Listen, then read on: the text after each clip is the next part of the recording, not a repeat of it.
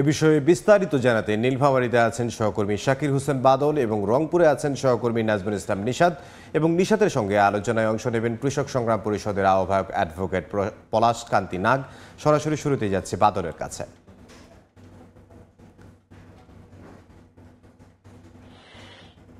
আলু উৎপাদনকারী অন্যতম একটি জেলা। এখানে এবার প্রায় 5.5 লাখ মেট্রিক টন আলু উৎপাদন হয়েছে, যা দেশের এলাকার চাহিদা মিটিয়েও প্রায় 30,000 মেট্রিক টন অতিরিক্ত আলু এখানে থেকে যায়। এইসব আলু প্রান্তিক যারা আলু চাষে আছে তাদের আলু সংরক্ষণের জন্য, যাতে জানেন যে আপনারা যখন প্রথমেই আলু ওঠে তখন কিন্তু আলুর দাম একেবারেই কম থাকে। এবারে অবস্থা আরও খারাপ ছিল। প্রথমে যখন আলু উঠেছিল তখন মাত্র 8 থেকে 10 টাকা করে আলু কেজি এখানে বিক্রি হয়েছে। তো এই সব প্রান্তিক চাষিদের সুযোগ করে দেওয়ার জন্য বিপণন কেন্দ্র জেলার প্রায় 36টি অহিমায়িত আলু রাখার ঘর নির্মাণ করে দিয়েছে, যেখানে তারা 2-3 মাস আলু রেখে সেটিকে বিক্রি করতে পারে, যাতে তারা কিছুটা দাম পায়। কিন্তু এই যে 36টি অহিমায়িত আলু ঘরগুলো আছে, এখানে প্রত্যেকটি আলু ঘরে একজন করে সভাপতি নির্বাচন করা আছে এবং এলাকার 13-14 জন করে আলু চাষি তাদের সাথে সম্পৃক্ত আছে। কিন্তু দেখা গেছে যে অধিকাংশ এলাকায় যিনি সভাপতি থাকেন তিনি তার পরিবার আত্মীয় স্বজনের মধ্যে এগুলি ভাগ করে নেন এবং সেই আলুগুলো তাদের মধ্যেই। এখানে বিপণন অধিদপ্তর থেকে এটি নিয়ে তেমন কিন্তু প্রচার নাই, যার ফলে এই সুযোগগুলো একেবারে যে প্রান্তিক চাষিরা পাবে সেটি কিন্তু সুযোগ এখানে নেই। তারপরেও আপনারা দেখেন, আমরা যে আলু ঘরটি দেখিয়েছি এখানে যিনি সভাপতি মোহাম্মদ লুৎফর রহমান, তিনি ওনার সাথে আমি কথা বললাম। উনি বলেছেন যে এখানে প্রথম দিকে আলু প্রায় 25 থেকে 30 মেট্রিক টন রাখা ছিল, কিন্তু প্রথম দিকে আলুর দাম যখন একটু বেড়ে যায়, যখন 15 টাকা হয়, তখন কিন্তু এখান থেকে অধিকাংশ কৃষক, প্রায় 13-14 জন যে কৃষকের আলু ছিল, সেগুলি তারা বিক্রি করে দেয়। ফলে এখন দেখছেন যে এখানে আলুর পরিমাণ একেবারেই কম। কিন্তু সার্বিক চিত্র যেটি হচ্ছে সেটি হচ্ছে যে একটি আলু ঘরে 25 থেকে 30 টন করে আলু রাখা যায়, কিন্তু সেটি কিন্তু রাখা যাচ্ছে না, কারণ এখানে মানুষের মধ্যে এটি প্রচার কম আছে এবং সীমিত লোকই কিন্তু এটি ব্যবহার করছে, যার ফলে যে সুযোগগুলো প্রান্তিক চাষিদের পাওয়া উচিত ছিল সেটি পায়নি। তারপরেও লুৎফর রহমান সাহেব, এখানকার সভাপতি, বলছেন যে এখানে বেশ কিছু আলু প্রথম দিকে 15 থেকে 20 টন আলু রাখা ছিল, কিন্তু 15 টাকা দাম বাড়ার সাথে সাথে এটি বিক্রি করে দেওয়া হয়েছে, যার ফলে এখন এই গুদামে আলু কিন্তু একেবারে কম। তো এই ছিল নীলফামারী থেকে সর্বশেষ। এখন আরো বিস্তারিত জানাতে রংপুরে অবস্থান করছেন সহকর্মী রিপোর্টার নিশাত। আমি সরাসরি চলে যাচ্ছি তার কাছে। বলা হচ্ছিল যে শুরুতেই 30 জনের একটি দল গঠন করে এসব মডেল হিমাগারে তারা মৌসুমের শুরুতে আলু সংরক্ষণ করতেন কৃষকরা।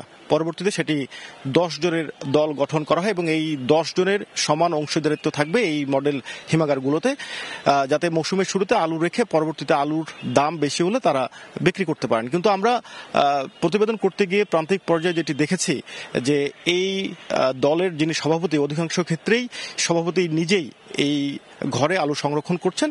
সুতরাং দলের যে অন্যান্য সদস্য তাদের কিন্তু সমান সুযোগ এই ঘরটিতে থাকছে না। আমরা আজকে এইসব বিষয় নিয়ে কথা বলবো। কৃষি বিপণনের এই উদ্যোগ আসলে কতটা কৃষকদের কাজে এসেছে। আমার সাথে অতিথি হিসেবে রয়েছেন কৃষক সংগ্রাম পরিষদের আহ্বায়ক পলাশ কান্তি নাগ। আমরা একটু সরাসরি যেতে চাই। কৃষি বিপণন অধিদপ্তর অহিমায়িত আলু সংরক্ষণাগার গড়ে তুলেছেন প্রান্তিক পর্যায়ে, যেখানে 25 থেকে 30 টন পর্যন্ত আলু সংরক্ষণ করা যাবে এবং অন্যান্য সময় অন্য শুষ্ক ফসলও সেখানে সংরক্ষণ করা যাবে। আসলে এই উদ্যোগ আসলে কৃষকদের কতটা কাজে এসছে বলে আপনি মনে করেন? আসলে আলু সংরক্ষণের উৎপাদন ব্যয় কমানোর জন্য অহিমায়িত আলু সংরক্ষণের যে মডেল ঘর কৃষি বিপণন অধিদপ্তরের তরফ থেকে করা হলো, বাস্তবিক অর্থে কিন্তু এখানে এক একটি ঘরের জন্য যে 10 সদস্যের দল গঠন করা হয়েছে, আমরা দেখছি যে এখানে আসলে যিনি দলের প্রধান তিনি এবং তার যে আত্মীয় স্বজন তারাই কিন্তু এখানকার সুবিধাভোগী হচ্ছে। প্রকৃত অর্থে যে কৃষকরা, সেই কৃষকরা কিন্তু এই সুবিধাটা পাচ্ছে না। আসলে আমাদের তো দুর্নীতি রন্ধে রন্ধে বলতে গেলে, কারণ এখানে যেই দায়িত্বই পাক না কেন, এটা যে একটা সুষম যে বন্টন সেটা কিন্তু নেই। আমরা দেখছি যে এখানে কৃষি বিপণন অধিদপ্তর যেটি বলছে যে সবার সমান অধিকার কিংবা সুযোগ থাকবে, এখানে কিন্তু মুষ্টিমেয় যে মানুষ তারা কিন্তু এই সুবিধাটা পাচ্ছে, কিন্তু প্রকৃত অর্থে যারা কৃষক রয়েছে তারা কিন্তু এই সুবিধাটা থেকে বঞ্চিত হচ্ছে। আপনি ধরুন, আমরা যদি রংপুরের কথাই বলি, যে আমাদের রংপুর জেলায় এবছর 15,53,000 মেট্রিক টন আলু উৎপাদন হয়েছে। আমাদের রংপুরের চাহিদা হচ্ছে 1,20,000 মেট্রিক টন আলু। এখন এই যে বিশাল অংশের যে আলু, সেই আলুটা আসলে আমরা সংরক্ষণ করব কোথায়? রংপুর জেলায় মোট 35টি হিমাগার রয়েছে। এই 35টি হিমাগারের 4,16,000 হেক্টর আলু সংরক্ষণের ক্ষমতা রয়েছে। আমরা দেখছি যে প্রতি বছর শুধুমাত্র সংরক্ষণের অভাবেই 15 থেকে 20% আলু কিন্তু নষ্ট হয়ে যাচ্ছে। সেই জায়গায় এখানে কৃষি বিপণন অধিদপ্তর যে উদ্যোগটি নিয়েছে, এমনি সাধারণভাবে যদি আমরা বলতে চাই যে নিঃসন্দেহে এই উদ্যোগটি ভালো, কিন্তু আসলে এর সুফল কতখানি পাচ্ছে? একটা প্রকল্প যখন নেওয়া হয়, শুধুমাত্র সেই প্রকল্পটি কৃষকদের কাছ থেকে থ্রো করে দিলেই হয় না। সেই প্রকল্পটিকে কার্যকর করার জন্য সেটার যে যথাযথ যে মনিটরিং করা, মাঠ পর্যায়ে যে খোঁজখবর নেওয়া, সেটি আসলে যথাযথভাবে যদি হতো তাহলে কিন্তু আমরা এই পরিস্থিতিটা দেখতাম না। আরেকটি বিষয় আমরা দেখছি যে কৃষি বিপণন অধিদপ্তর বলছে যে এই মডেল ঘরগুলো মূলত প্রচারণার জন্য তারা করেছেন, যাতে কৃষকরা উদ্বুদ্ধ হন, কিন্তু তারা যেটি বলছেন যে তাদের জনবল না থাকবার কারণে তারা মনিটরিং করতে পারে না। এটি এক ধরনের দায় এড়ানো কিনা, কিংবা মাঠ পর্যায়ে যে অন্যান্য কৃষকরা এই ঘর দেখে তারা এরকম একটি ঘর করবেন, সেই ক্ষেত্রে তাদের কাজ করা উচিত কিনা মাঠ পর্যায়ে? আমরা বলছি যে আসলে এই যে উদ্যোগ, এটা একটা আপৎকালীন উদ্যোগ হতে পারে, কিন্তু এটা যে স্থায়ী যে সমাধান, সেই স্থায়ী সমাধানের জন্য আমরা আমাদের যে সংগঠন কৃষক সংগ্রাম পরিষদ তথা এখানকার যে ক্রিয়াশীল যে কৃষক সংগঠনগুলো রয়েছে, আমরা দীর্ঘদিন থেকে যেটি দাবি করে আসছি যে সরকারি উদ্যোগে এখানে হিমাগার নির্মাণ করতে হবে। আজকে সরকারি উদ্যোগে যদি এই হিমাগার নির্মাণ করা হয় এবং এখানে যে আলু, আপনি জানেন যে একটা পচনশীল খাদ্যদ্রব্য, এখানে আমরা বলছি যে কৃষি যে প্রক্রিয়াজাত কেন্দ্র, সেই প্রক্রিয়াজাত কেন্দ্র গড়ে তুলতে হবে। তাহলে কিন্তু আজকে এখানে কৃষকদেরকে প্রতি বছর আলু উৎপাদনের পরে আলু সংরক্ষণের জন্য যে একটা দুর্বিষহ অবস্থা ফেস করতে হয়, তাহলে কিন্তু এই জায়গাটা দেখতে হতো না। কারণ আপনারা জানেন যে বেসরকারি পর্যায়ে যে হিমাগারগুলো রয়েছে, এখানে প্রতি কেজি আলু সংরক্ষণ করতে কিন্তু কৃষককে 10 থেকে 12 টাকা গুনতে হচ্ছে। সেই জায়গায় যদি রাষ্ট্রীয় উদ্যোগে এই হিমাগারটা নির্মাণ করা হয়, তাহলে কিন্তু কৃষককে আলু সংরক্ষণের জন্য এত বিশাল পরিমাণের টাকা কিন্তু ব্যয় করতে হয় না।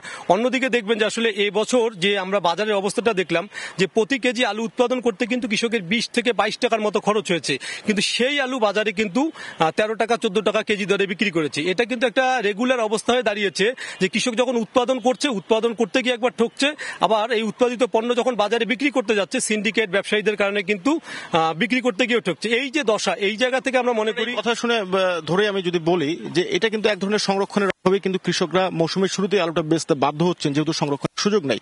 সেই জায়গা থেকে কৃষি বিপণন অধিদপ্তর আপৎকালীন একটি সংরক্ষণের ব্যবস্থা করেছেন, এখানে 4 মাস আলু সংরক্ষণ করা যাবে।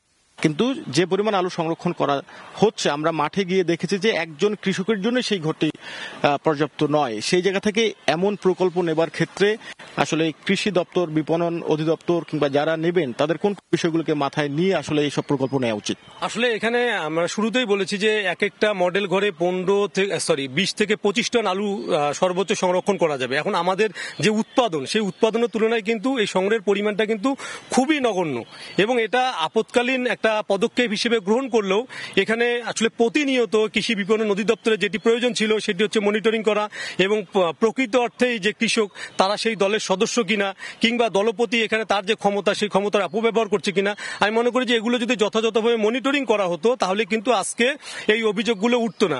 পাশাপাশি যে বিষয়টি বলতে চাই যে আসলে এই যে আলু কিন্তু আমাদের এই বিশেষ করে গোটা দেশের মধ্যে প্রায় 15% আলু কিন্তু খোদ আমাদের রংপুর জেলাতেই উৎপাদন হয়ে থাকে, কিন্তু প্রতি বছর কিন্তু কৃষক উৎপাদন করে এই যে ধারাবাহিকভাবে যে লোকসানের শিকার হচ্ছে, সেক্ষেত্রে আমরা দীর্ঘদিন থেকে আরেকটি কথা বলছি যে আসলে এখানে একদিকে যেমন আলু সংরক্ষণের জন্য সরকারি উদ্যোগে হিমাগার করে তুলতে হবে, পাশাপাশি এখানে যে চাষিরা প্রতি বছর ক্ষতিগ্রস্ত হচ্ছে, যে উৎপাদনের সাথে 33% মূল্য সহায়তা দিয়ে সরকারি উদ্যোগে এই আলুটি ক্রয় করতে হবে। এবং জানেন যে দেশের বাহিরেও কিন্তু আমাদের এই আলুর ব্যাপক চাহিদা রয়েছে এবং রাষ্ট্রীয় উদ্যোগে কিন্তু দেশের বাহিরেও সেই আলুটি রপ্তানির যে ব্যবস্থা সেটি করতে হবে। তা না হলে কিন্তু আসলে প্রতি বছর আমরা দেখছি যে আসলে যেভাবে করে কৃষকরা লোকসানের শিকার হচ্ছে। ধন্যবাদ আপনাকে আমাদের সাথে যুক্ত হবার জন্য। আমরা আলোচনা করছিলাম কৃষি বিপণন অধিদপ্তরের অহিমায়িত মডেল ঘর কৃষকদের কতটা উপকারে আসছে এবং সেই জায়গা থেকে কৃষকরা উপকৃত হতে গেলে কোন কোন বিষয়গুলোকে মাথায় রেখে কাজ করতে হবে। তো সবকিছু মিলে আজকে আলোচনায় এই ছিল। আমার কাছে অতিথি হিসেবে ছিলেন কৃষক সংগ্রাম পরিষদের আহ্বায়ক পলাশকান্তি নাগ। রংপুর থেকে যোগ দিয়েছিলেন সহকর্মী নাজমুল ইসলাম নিশাত, তার সঙ্গে ছিলেন একজন অতিথি এবং এর আগে নির্ভরভূমি থেকে সহকর্মী শাকির হোসেন বাদল যোগ দিয়েছিলেন।